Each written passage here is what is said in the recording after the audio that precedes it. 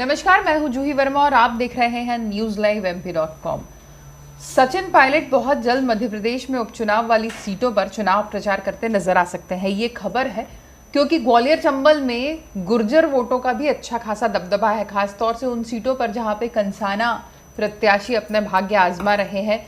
उन सीटों पर, सुमावली जैसी सीटों पर सचिन पायलट का चुनाव प्रचार करना माना जा रहा था कि गुर्जर वोट्स को अट्रैक्ट करेगा। उसमें एक सबसे बड़ा एंगल ये था कि सचिन पायलट ज्योतिरादित्य सिंधिया के बहुत अच्छे राजनीतिक मित्र रहे हैं। दोनों कई मंचों पर कह चुके हैं कि हम दोनों बहुत अच्छे दोस्त हैं। तो उस दोस्ताने को परखने का भी वक्त है कि सचिन पायलट क्या उन सीटों पर चुनाव प्रचार करेंगे जहां पर ज्योतिरादित्य सिंधिया का दबदबा वाला इलाका है, वो जहां पर ज्योतिरादित्य सिंधिया महाराज माने जाते हैं। वहां आकर सचिन पायलट चुनाव प्रचार करेंगे, ज्योतिरादित्य सिंधिया के खिलाफ चुनाव प्रचार करेंगे और इस चुनाव प्रचार में प्रियंका गांधी भी उनके साथ हो सकती हैं। फिलहाल तक कोई प्रोग्राम फाइनल आया नहीं है, पर यह खबर तय मानी जा रही है कि सचिन पायलट आएंगे और चुनाव प्रचार करेंगे। पर अब सवाल ये उठता है कि सचिन पायलट का चुनाव प्रचार करना कांग्रेस के लिए कितना फायदेमंद साबित हो सकता है। भले ही सचिन पायलट आए और सिंधिया के खिलाफ दम से चुनाव प्रचार करें और ये बोले कि सिंधिया जो है वो दल बदलू है, उन्होंने उनकी पार्टी को धोखा दिया, उनकी दोस्ती को धोखा दिया और दल बदल लिया, इसीलिए अब कांग्रेस की तरफ आना चाहिए।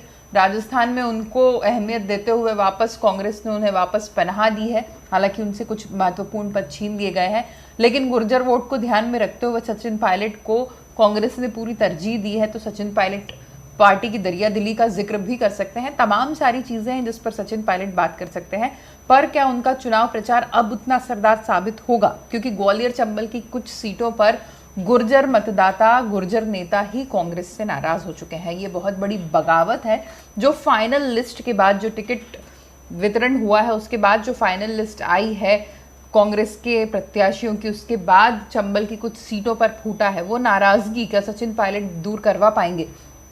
एक नेता है दिनेश परिहार जो करेरा के हैं, करेरा से वो इस्तीफा दे चुके हैं कांग्रेस से जुड़े सभी पदों से और वहाँ के काफ़ी बड़े गुर्जर नेता भी माने जाते हैं, जिसके बाद ये माना जा रहा है कि इसका इम्पैक्ट, जो एक गुर्जर नेता नाराज हुआ है वो पूरी बेल्ट पे पड़ेगा। यानी ग्वालियर चंबल की जो सीटें हैं वहाँ पर गुर्जर वोट्स पर इसका असर पड़ेगा और गुर्जर वोट्स जो अगर कांग्रेस के खाते में जा रहे होते वो भी अब बीजेपी के खाते में शिफ्ट हो जाएंगे।